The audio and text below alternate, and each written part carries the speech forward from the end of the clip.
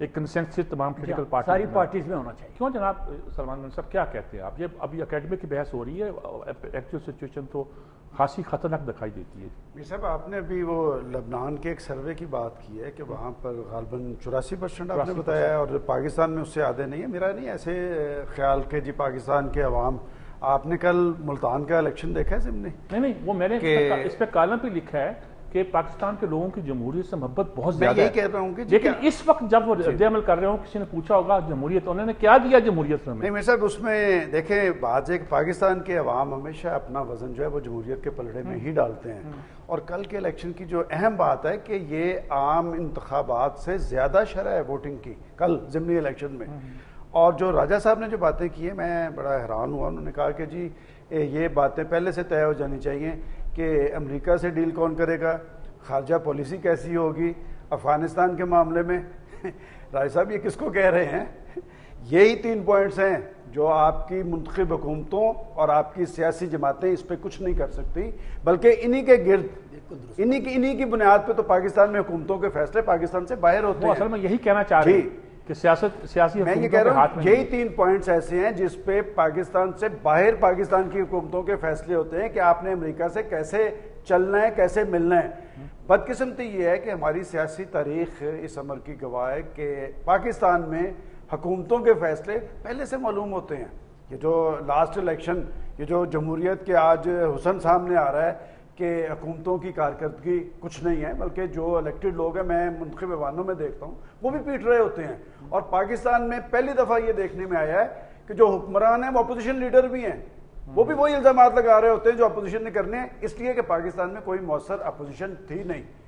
راجہ صاحب کی بات پہ میں دوبارہ آتا ہوں کہ جب تک سیاسی جماعتوں کے روٹس عوام میں نہیں ہوں گے، حالات یہ ہیں کہ میں پھر دوبارہ مثال دوں گا کل ملتان کے الیکشن کی، کہ میرے ساتھ ایک ٹی وی پروگرام میں تحریک انصاف کے سیکرٹری جنرل ہیں ڈاکٹر عارف الوی صاحب، بڑے نظریاتی آدمی ہیں.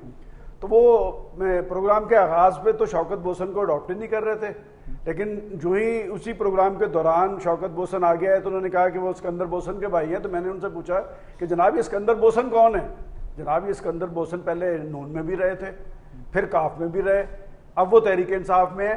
یہ ہمارا سب سے بڑا المیہ ہے کہ ہم جب بات اصولوں کی کرتے ہیں ہم کہتے ہیں جی اسٹیٹس کو ٹوٹنا چاہیے.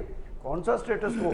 بات ہے کہ میں عمران خان کا ذاتی طور پہ مترف ہوں، وہ جو بات کر رہے ہیں وہ لوگوں کو اپیل کر رہے ہیں، لیکن وہ اپنے دائیں بائیں جب بندے دیکھیں گے کہ وہ لوگ جن کا سب کچھ وہ اسٹیٹس کو، بلکہ میں تو یہاں تک کہتا ہوں وہ اسٹیٹس کو کے جہاز پہ سوار ہیں کہ اب اگر جہانگیر ترین ان کے دائیں ہاتھ پہ کھڑے ہوں اور بائیں ہاتھ پہ شاہ محمود کھڑے ہوں اور یہ اسکندر بوسن ہوں اور باقی آپ دیکھیں، بات یہ کہ سیاسی تبدیلی ہونی چاہیے. وہ کیوں نہیں ہوتی؟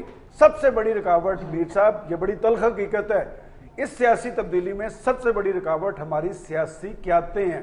وہ نواز شریف صاحب ہوں، وہ آصف زرداری صاحب ہوں یا کچھ اور ہوں، ہم کہتے کچھ اور ہیں، کرتے کچھ اور ہیں، اور ساری دوڑ اسلام آباد تک جانے کے لیے ہوتی ہے. اور جب ہم اسلام آباد پہنچتے ہیں پھر ہمیں یاد نہیں رہتا کہ ہم ووٹ کن کے لے کے آئے ہیں، ہم نے وعدے کیا کیے تھے. پھر ایجنڈا آتا ہے واشنگٹن کا، اور پھر واشنگٹن کے ایجنڈے کو فالو کیا جاتا ہے. بدقسمتی یہ ہے کہ آج ہماری پاکستان میں کوئی سیاسی جماعت ایسی نہیں ہے، کوئی سیاسی لیڈر ایسا نہیں ہے جس کے بارے میں ہم کھل کے یہ بات کہہ سکیں، دل پہ ہاتھ رکھ کے یہ بات کہہ سکیں کہ یہ شخص سچ بولتا ہے، یہ شخص بددیانت نہیں ہے، یہ کرپشن کی آلودگی میں ملوث نہیں ہے. اور سیاسی جماعتوں کا میں سمجھتا ہوں کہ سیاسی جماعتیں پاکستان میں یہ ماشاء اللہ کیوں آتے ہیں کہ سیاسی جماعتوں کے منشور کچھ اور کہتے ہیں لیکن کرتی کچھ اور ہیں. اور آج پاکستان میں اس پارٹی کی حکومت ہے جو روٹی کپڑا اور مکان کی دعوے دار تھی. بھٹو صاحب پاکستان میں سب سے پہلے اگر سیاسی تبدیلی کا نعرہ لگایا تھا تو ذوالفقار علی بھٹو نے لگایا تھا.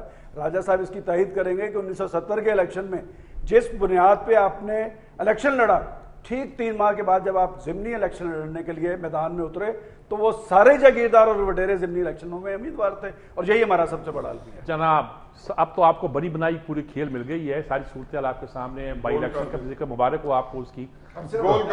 میں آپ نے مجھے مبارک دی، میں ان کو بھی جو برادران یوسف ہیں ان کو بھی یوسف رضا گیلانی صاحب کا سلام پیش کرتا ہوں. لیکن میرے صاحب گزارش یہ ہے کہ ابھی مجھے نیازی صاحب نے باتیں کہیں، راجہ صاحب نے باتیں کہی اور مجھے یہ پرانے سیاسی کارکن ہیں اور یہ تو بالکل ایک ہارے ہوئے سیاستدان کی شکست خوردہ ذہنیت.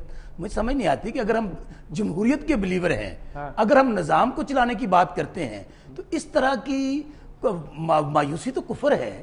ہم نے تو دیکھا کہ یہ جو بندوقوں والے ہوتے تھے, آج جو پاکستان کے مسائل ہیں وہ صرف اور صرف ان ڈکٹیٹروں کی وجہ سے پیدا ہوئے. وہ ڈائریکٹلی اور انڈائریکٹلی وہ نظام کو متاثر کرتے رہے.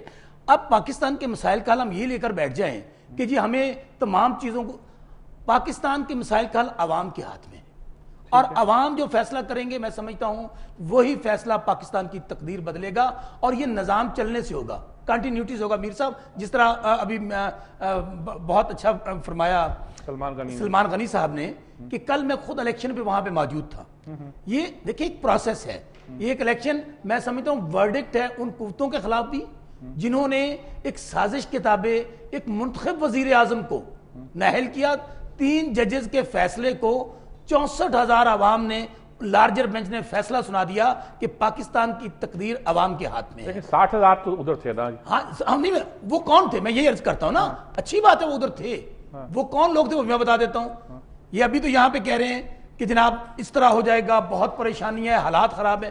تو بھائی آپ اپنے تضادات, آپ کی جو میں سمجھتا ہوں یہ ڈبل سٹینڈرڈز ہیں, ان کو دور کرنا ہوگا ہمیں.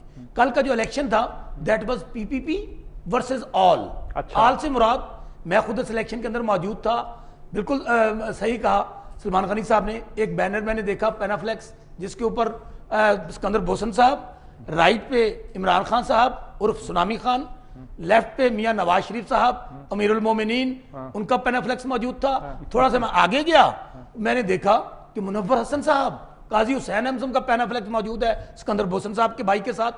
پھر میں تھوڑا سا آگے گیا تو میں نے ایک عجیب نظارہ دیکھا. وہ نظارہ کیا تھا کہ چیف جسٹس صاحب کے ساتھ شوکت بوسن صاحب کا پینافلیکس میں نے دیکھا.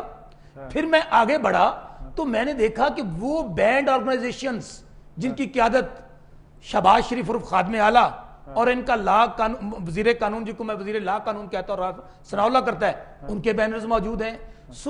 میں سمجھتا ہوں کہ ان لوگوں نے ایک بھرپور کوشش کر کے دیکھی کہ عوام کی رائے کو کسی نہ کسی طریقے سے چینج کیا جائے. تو میر صاحب وہاں پر الحمدللہ عوام نے پریویل کیا, عوام کی سینس نے پریویل کیا. یہ کہنا کہ عوام نے, میں سمجھتا ہوں آپ کے میڈیا کو بھی میں خراج تحسین پیش کرنا چاہتا ہوں, بہت ایجوکیٹ کیا ہے. ٹھیک ہے, آپ کی بات میں ایک اور بات کہنا چاہتا ہوں, ایک اور بات کہنا چاہتا ہوں. میں نے آپ کو بالکل نہیں روکا اس معاملے نہیں, میں آپ کا ہالی گریٹفل. میں صرف یہ گزارش کرنا چاہتا ہوں کہ ہمیں نظام کو آگے لے کے بڑھنا ہے. میر صاحب ہمیں یہ جو باتیں وہاں ہو رہی ہیں نا کہ اسلام آباد میں ہو رہا ہے جی وہ کیئر ٹیک آ جائے گا جی, وہ بندوقوں والے آ جائیں گے, فلاں آ جائے گا جی, ٹیکنوکریٹس آ جائیں گے, کوئی گنجائش نہیں ہے اس کی, نہ کسی کو آنے دیں گے.